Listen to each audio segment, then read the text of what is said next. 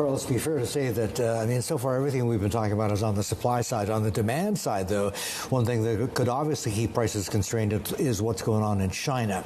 I think every investment bank you talk to has easily a sub 5% growth number on that economy. I mean, that should be something that helps to keep cap any upside to prices, yes?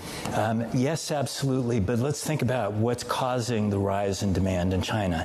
It hasn't been manufacturing. It hasn't been industry. It's been jet. It's been gasoline. And why?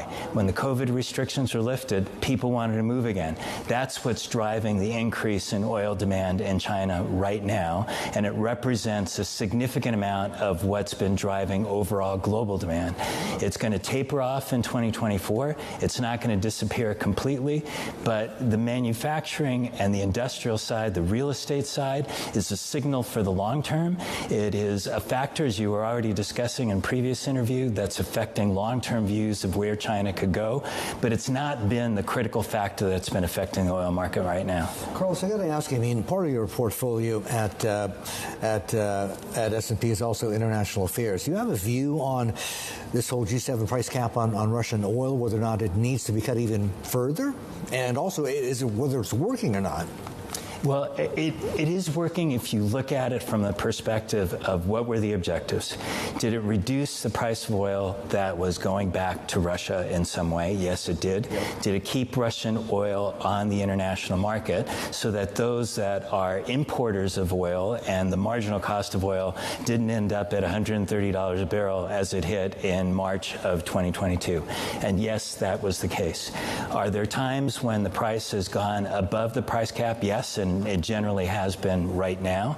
But overall, it's been fulfilling those two basic core objectives, because what the G7, particularly the United States, recognized is that if you have a ban on Russian imports of Russian oil, and that results in shortages of the market, where it drives the price of oil so high that it affects global economic growth and consumers outside of Russia, then there's going to be a sense of why are we, the consumers, paying for the cost of these actions, and support for tight measures against Russia during the war in Ukraine would then begin to fade. So, short answer is it's working. No need to cut it further. It's working. There's going to be a debate on whether it should be cut further, because it's actually gone beyond that actual price cap. But the reality is, when does it become a particular problem that it is sufficient revenue going back to Russia that it has to be a concern? Right now, the focus is ensuring that Russia cannot ship on European and American bottoms or use insurance companies. That part of it needs to be enforced. There's a monthly review that happens of the price cap. At some point, there may be a decision to review it again. But I think that the focus right now, if you ask the question, is it important that Europe and the United States maintain the ban on the use of American insurance and American bottoms, same with Europeans?